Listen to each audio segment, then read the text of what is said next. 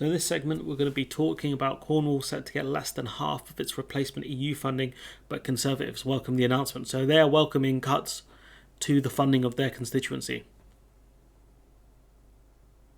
That's crazy. Imagine saying, yes, we're happy to get less money. It's just annoying, isn't it? It's just, if you're in Cornwall and you vote Tory, you're a mug. You're an absolute mug for voting for this, honestly. If you vote for Tory next time out, then, you absolutely deserve this at that point, because this is ridiculous. Cornwall is set to get less than half the amount of money it was expected to receive to get from the EU before Brexit. The government has announced that Cornwall will get £132 million from the Shared Prosperity Fund over the next 3 years. It has been expected that Cornwall would have got £100 million a year if we remained in the EU. So let's do some maths here. That's £100 million over 3 years.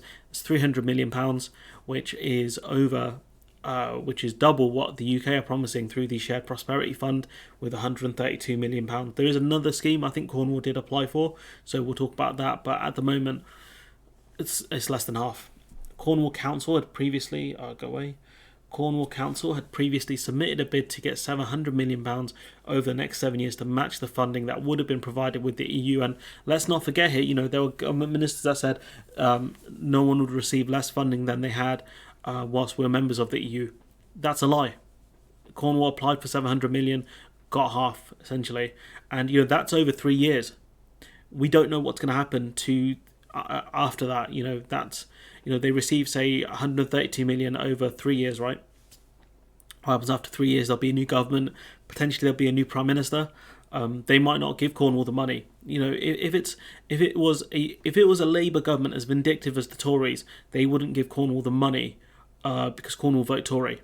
But I can see Labour doing it because of it's allocated by need instead of pork barrel politics. So the new funding announcement has been welcomed by the Conservatives at Cornwall Council and Cornwall's Conservative MPs. So these MPs and these councillors are welcoming a half cut in their funding. Do they really represent the best interests of Cornwall? People are celebrating having less money. It'd be like if your mum gave you £10 and your dad took it off you and gave you £5 back, and then you're grateful for it. What?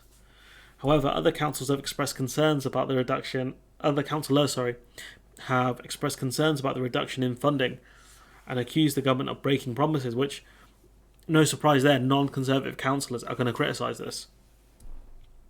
Whilst the total funding from the Shared Prosperity Fund will be less than that which could have been received from the EU, the government has highlighted that Cornwall is also receiving funding from other sources as well as the Town Deals and Levelling Up Fund. That's where, yes, it's higher than the £132 million, but it's not the same as the money they received from the EU, and it's not guaranteed either. Critics have previously pointed out that those funding streams were available to all parts of the country, while Cornwall's EU funding had been awarded because it was recognised as one of the poorest regions in the EU. So the problem that Cornwall is going to have is they're going to have to compete with other councils and other areas around the UK in order to get the funding. So maybe when Cornwall uses the money, gets above a certain level, they're going to have the money cut and then fall down again. Who knows? Johnson had previously stated that Cornwall would get at least the same level of funding it would have received if the UK remained in the EU, which we know is a lie. The Minister for Levelling Up, Neil O'Brien, said the UK Shared Prosperity Fund will allow local leaders and communities and the Isle of Sicily to directly tackle the issues affecting their local area, whether that's access to more opportunities or high street regeneration, which, the EU structural funds did that, though, for the most part. I mean, I've seen something in my town where, EU structural fund money has gone to kind of redoing the town centre. The government are taking credit for it, saying it's from the Shared Prosperity Fund, but there was also the EU structural marker on the kind of billboard sort of thing as well. So it tells me that the government are probably lying. North Cornwall MP Scott Mann, who on his Facebook page claimed the government would fully match EU funds, which we know is a lie, says this investment is a huge win for North Cornwall and means we have delivered on our manifesto commitment and funding promises made during the Brexit referendum. That's not true at all, because during the Brexit referendum you said the NHS would get an extra £350 million a week, which we know is a lie because that was impossible, because we don't give the EU £350 million a week. And also you said Cornwall would get at least the same level of funding it would have received if we'd remained in the EU, which isn't true.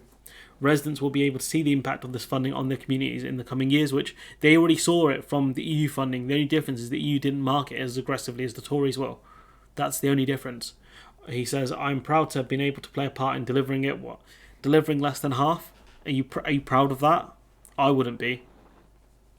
He says, I look forward to speaking with community groups and elected local leaders to see how best we all think the money can be invested, which is fine, but I think the EU structural funds did that anyways.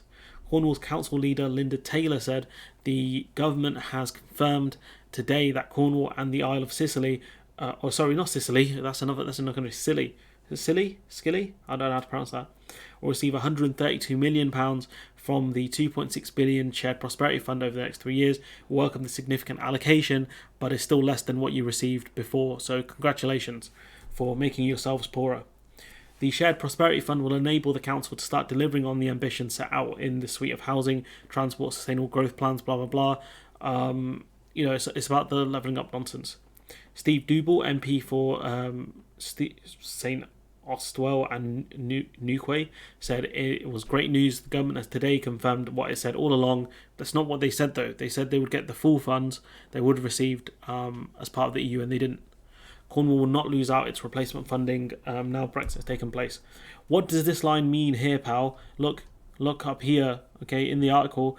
They would have received £100 million a year. Instead they're receiving £132 million over 3 years. Can you do the maths for me, pal? I'm struggling here right now with your nonsense. It's a bunch of lies here. Crucially, this funding will be much easier to administer and deliver than the unwieldy, poorly targeted and often unspent EU funding. I can't imagine there were any councils in the UK that had unspent money from the EU. That's very hard to believe. By local people who know the area best. I think they did the EU structure. I'm not super familiar with how the EU structural funds work, but I'd be amazed if they didn't speak to local constituencies to talk about how the money should be spent. It's just a joke, to be honest, especially when the money's more than what the EU offered more money than you guys do. Jane Kirkham, leader of the Labour group at County Hall, this will be in the local constituents, said, wondering if anyone else has noticed that 129 million even over 3 years isn't the same as 100 million per year we've lost by not being in the EU. In fact, it's less than half, which, is true. But Scotland and Wales will also receive the same in real terms as they used to underfund EU funding. Scotland and Wales will receive the same in real terms as they used to under EU funding. Now that's interesting why that's happening. That's kind of surprising. And an index of need will be used to allocate to authorities and regions within Scotland and Wales, whilst the government will use pork barrel politics in order to target swing seats predominantly. Yet again, they come up short for Cornwall, over £150 million short, which is true. Independent councillor and former leader of Cornwall Council, Julian German, said on Twitter, so Cornwall gets far less than promised, UK SPF 132 million over 3 years. Watch the Tories come up with their phony soundbites. Who's surprised? What a sad state our country is in. And, the simple fact is the people of Cornwall voted for Tory MPs and a majority of Tory councillors. Independent councillor Tim Dwelly said when the government pledged categorically to match Cornwall's EU funding £100 million a year, some people fell for it, others like me predicted it would happen, and you didn't have to be a mysticist to figure that out. He says, this, I'm sorry to say, is what many of us are calling levelling down, making Cornwall poorer as a result of a direct government's decision. He added, my role since the last election has been shadow cabinet for the economy. I know a lot about these funds because when Cornwall Council was not Tory, much better times, I had the job of overseeing funds like this. I was persistent on the need for the government to match EU investment in Cornwall. Those funds brought us countless improvements like fibre broadband, a university, airport and harbour and dual carriageway investment, innovation centres, business grants and support. The list is long. And let's break these down, how important these are, right? Fibre broadband is important. Everyone needs decent speed internet for anything. Not just for video streaming and luxury things, but also you need good internet to apply for jobs and things like that. The last thing you need is the internet dropping out when you're trying to do job applications. A university is important because the local people can use the university and learn academics or trades depending on what the university specialise in. An airport, of course, is important because it's a way of getting goods in, sort of a harbour as well. getting goods in, and also increasing tourism into the area as well, into Cornwall, which is a tourist destination. So again, a harbour and an airport are great things. A dual carriageway really helps when it comes to just using the roads in Cornwall as well. It really opens up things so you can travel a lot easier. The dual carriageway where I live is used by a lot of people. Innovation centres, again, it can help local businesses out a lot. Business grants, which go to, which aren't necessarily have to be repaid, grants typically aren't, which can go to businesses to help them grow or train other people so they can, develop their skills and go on to get better jobs. The list is long. I don't know what else is there, but, hey ho, the money's gone to good places. After the Tories took over Cornwall Council, aggressive MPs like Steve Double and council leader Linda Taylor were furious when I predicted the council was about to be levelled down, which, no surprise here, has happened. They were wrong though, and all that hot air they let out must be making them feel a little embarrassed today, which they don't, because based on what the quotes they've given, they're happy to accept less money because this money's coming directly from the UK government rather than from the EU. So they're happy about this, because this is what their Brexit dogma has given them. It's better to have less money directly from the UK government, which isn't really true because it's coming from a pot of money anyways, rather than from the EU. Their desire to trigger the libs is phenomenal, especially when we realise that Cornwall actually desperately needs the money.